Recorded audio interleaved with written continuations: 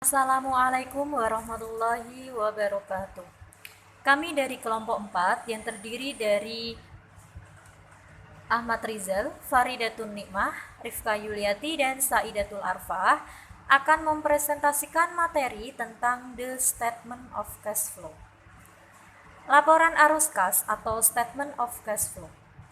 Arus kas merupakan laporan keuangan yang merangkum informasi mengenai arus kas masuk dan arus kas keluar untuk suatu periode waktu tertentu.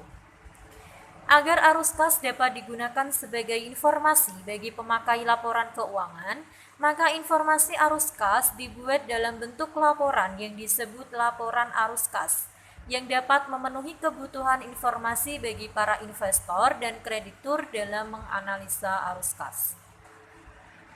Tujuan laporan arus kas yaitu menyediakan informasi yang relevan mengenai penerimaan dan pembayaran kas sebuah perusahaan selama suatu periode. Laporan arus kas melaporkan 1. Kas yang mempengaruhi operasi selama suatu periode, 2. Transaksi investasi, 3. Kenaikan atau penurunan bersih kas selama periode, 4. Jumlah kas pada akhir periode. Metode pelaporan arus kas. Metode pelaporan arus kas dibagi dua metode. 1. Direct metode atau metode langsung, yaitu penyusunannya dilakukan berdasarkan pada buku kas atau bank, melaporkan kelompok-kelompok penerimaan dan pengeluaran kas dari kegiatan operasional perusahaan. Kemudian dilanjutkan dengan kegiatan investasi dan pembiayaan. Yang kedua ada indirect method atau metode tidak langsung. Penyusunannya dilakukan berdasarkan laporan laba rugi dan neraca. Dengan metode ini, laba rugi bersih harus disesuaikan dengan cara mengoreksi pengaruh dari transaksi bukan kas, penangguhan atau accrual dari penerimaan atau pembayaran kas untuk kegiatan operasional di masa lalu dan masa depan, serta unsur penghasilan atau beban yang berkaitan dengan arus kas investasi atau penerimaan. Isi laporan arus kas. Penerimaan kas dan pembayaran kas selama suatu periode harus diklasifikasikan sebagai berikut. 1. Aktivitas operasi. Aktivitas operasi meliputi pengaruh kas dari transaksi yang digunakan untuk menentukan laba bersih. 2. Aktivitas investasi.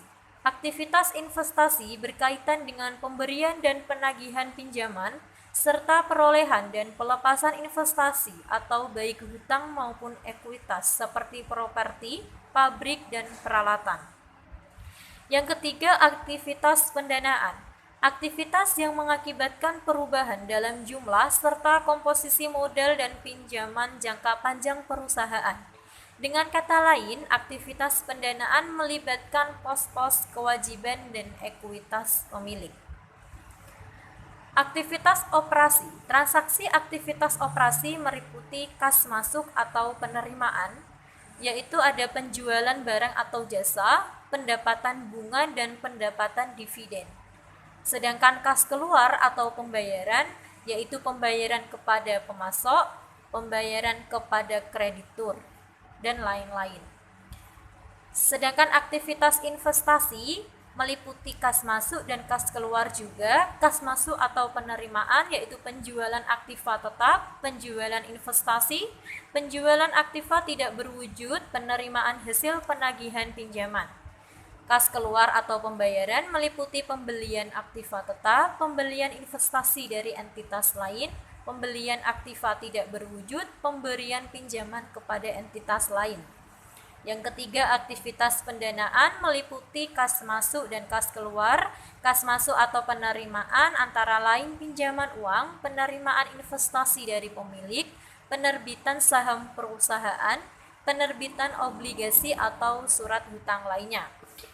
Kas keluar atau pembayaran, pembayaran kembali pinjaman, pembagian pemilik, pembayaran dividen, pembayaran utang pokok kepada perusahaan lain, pembelian saham treasury. Materi selanjutnya yaitu disajikan format dasar dari laporan arus kas. Selanjutnya, penyajian laporan arus kas, sumber informasi, Perusahaan memperoleh informasi untuk menyiapkan laporan arus kas dari beberapa sumber, yaitu neraca komparatif, laporan laba rugi periode berjalan, dan data transaksi terpilih. Menyiapkan laporan arus kas. Menyiapkan laporan arus kas dari sumber-sumber di atas melibatkan 4 langkah, yaitu 1. Penentuan kas bersih yang disediakan oleh atau digunakan dalam aktivitas operasi. Yang kedua, penentuan kas bersih yang disediakan oleh atau digunakan dalam aktivitas investasi dan pembiayaan. Yang ketiga, penentuan perubahan atau kenaikan atau penurunan kas selama periode berjalan. Yang keempat, rekonsiliasi perubahan kas dengan saldo kas awal dan saldo kas akhir. Contoh berikut menunjukkan bagaimana perusahaan menggunakan sumber dan langkah-langkah tersebut dalam menyusun laporan arus kas. Laporan posisi keuangan perbandingan perusahaan pada awal dan akhir tahun 2017. Dari tabel tersebut menunjukkan bahwa perbandingan perusahaan pada awal dan akhir tahun 2017 terjadi kenaikan. Berikut merupakan laporan laba ruginya. Selanjutnya, perhitungan kas bersih yang diperoleh dari aktivitas operasi. Kas bersih yang diperoleh dari aktivitas operasi adalah kelebihan penerimaan kas atas pengeluaran kas dari aktivitas operasi yang ditentukan dengan mengkonversi laba bersih atas dasar akrual menjadi dasar kas.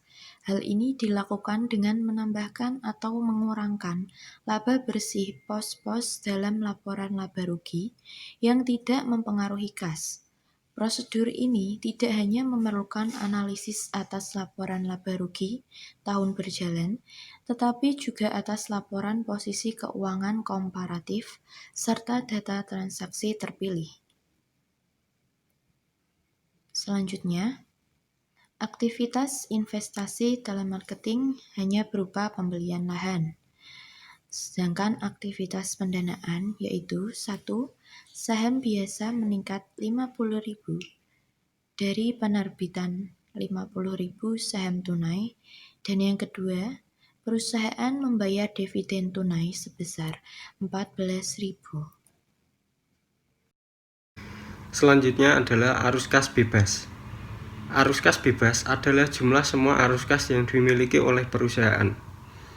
Arus kas ini bisa digunakan untuk membeli investasi tambahan, membayar hutang, membeli saham treasury, atau hanya untuk menambah likuiditas perusahaan. Berikut ini cara menghitung arus kas bebas. Arus kas dari kegiatan operasi dikurangi investasi aset tetap untuk mempertahankan produksi saat ini sama dengan arus kas bebas.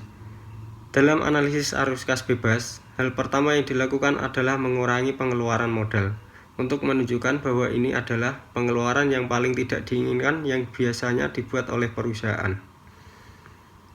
Tanpa usaha terus-menerus untuk mempertahankan dan memperluas fasilitas, tidak mungkin perusahaan dapat terus mempertahankan posisinya yang kompetitif. Lalu, berikutnya adalah mengurangi dividen. Meskipun perusahaan dapat memotong dividennya, hal ini umumnya dilakukan hanya jika perusahaan dalam situasi darurat finansial. Jumlah yang dihasilkan setelah pengurangan ini adalah arus kas bebas perusahaan. Semakin bebas jumlah arus kas bebas, maka semakin besar pula fleksibilitas finansial perusahaan. Selanjutnya, metode pelaporan arus kas. Kas dari kegiatan investasi. 1. Arus kas masuk atau inflows. Dari penjualan aktiva tetap, sekuritas utang jangka panjang dan modal, pengumpulan pokok utang, penjualan real. 2. Arus kas keluar atau outflows, ke pembelian aktiva tetap, pembelian sekuritas utang dan modal, meminjamkan dana ke pihak lain, pembayaran pembelian real estate. Selanjutnya, rumus dan cara menghitung free cash flow dari laporan keuangan. Rumus yang paling mudah dan simpel untuk menghitung free cash flow adalah sebagai berikut. Free cash flow sama dengan arus kas dari aktivitas operasi dikurangi pembelanjaan modal. Komponen rumus free cash flow. Arus kas dari operasi dapat dicari dalam laporan arus kas. Pembelanjaan modal sering disebut capital expenditures atau disingkat CAPEX, terdapat dalam laporan arus kas.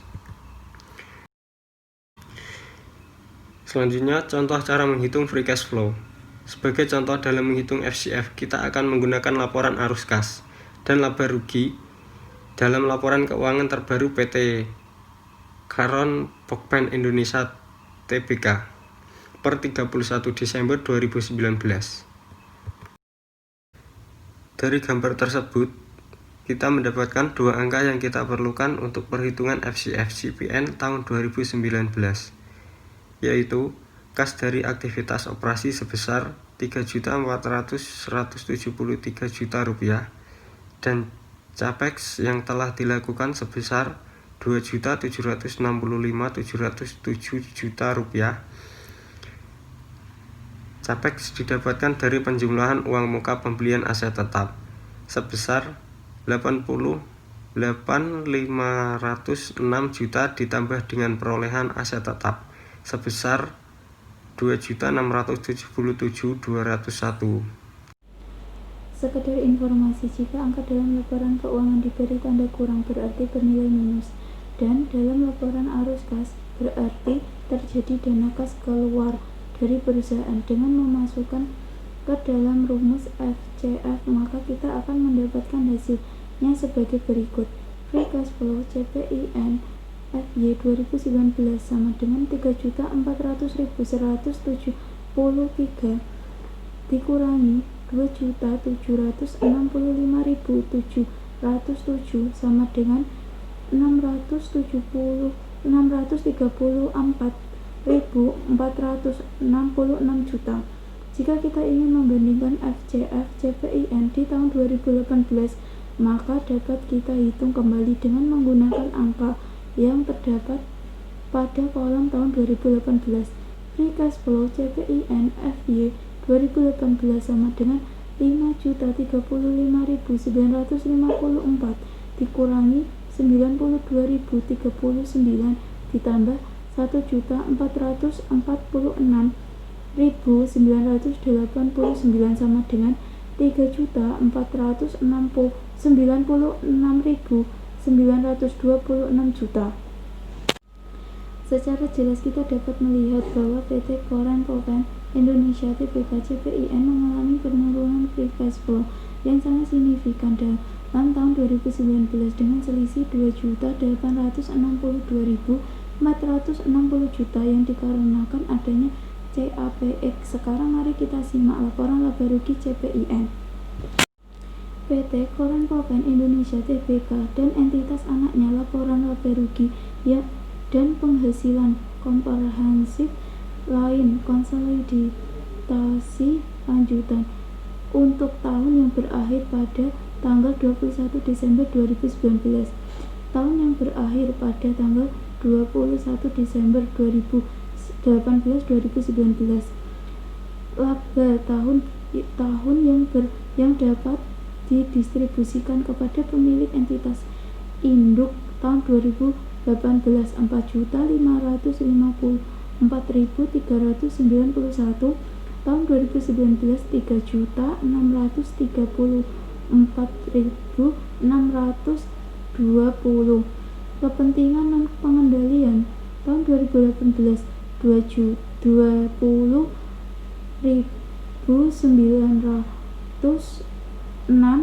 tahun 2019 20.446. Jadi total tahun 2018 4.551.485, tahun 2019 3.632.174. Total penghasilan komprehensif tahun berjalan yang dapat didistribusikan kepada pemilik entitas induk tahun 2018 4.602.071 dan tahun 2018 3.617.892. Kepentingan dan pengendalian tahun 2018 20.738, tahun 2019 20.053. Total tahun 2018 4.499.333 dan tahun 2019 3.615.390. Laba per saham dasar yang dapat didistribusikan kepada pemilik entitas induk dalam rupiah penuh tahun 2018 278, tahun 2019 222. Earning per cent EPS CPIN tahun 2019 tercatat mengalami penurunan sebesar 20%, yang berarti 1/5 dari tahun sebelumnya. Namun FCF CPIN turun sebesar 82%, 4 kali lipat lebih besar daripada penurunan labanya. Dengan penurunan kas tersedia yang sangat besar, dapat dipastikan PT Koran Popen akan mencari dana pinjaman untuk menjalankan operasional perusahaan. Sekarang mari kita kembali lagi ke laporan arus kas di atas. Selama tahun 2019, CPIN mengeluarkan 1.587.038 untuk membayar gaji karyawan dan 1.687.019 sebagai pengeluaran beban perusahaan. Jika dana yang tersedia tidak mencukupi, bahkan hanya gaji karyawan, maka CPIN harus mempunyai sumber dana segar yang lain agar roda bisnis dapat tetap berjalan. Screenshot di atas sebagai potongan pelengkap gambar pertama akan memberikan jawaban terhadap sumber pendanaan PT Koran Popen di Indonesia Tbk. CPIN mendapat pinjaman jangka pendek dari bank dalam jumlah 3.070.000 juta yang harus dilunasi perusahaan dalam jangka waktu 1 tahun dan hutang jangka panjang sebesar 400 juta. Sebagai pernyataan bagi investor, dapatkah pembelanjaan modal yang dilakukan oleh CPIN di tahun 2019 mulai memberikan hasil positif terhadap laba dan cash flow perusahaan di tahun 2020, atau CPIN harus tetap bergantungan kepada kreditur dalam mendanai operasional sehari-hari sepanjang tahun ini. Untuk menjawab hal ini, seorang investor harus mulai mencari berita seputar saham CPIN yang biasanya dapat menjelaskan kemana aliran dana perusahaan dibelanjakan, terutama yang berkaitan dengan CAPEX di tahun 2019. Walaupun FCF merupakan alat ukur yang berguna, tidak semua investor mempunyai latar belakang keuangan yang cukup untuk menghitungnya, atau sedia mendedikasikan waktu untuk menghitung free cash flow secara manual. Terima kasih dari kelompok kami. Bila ada salah kata, mohon maaf. Wassalamualaikum warahmatullahi wabarakatuh.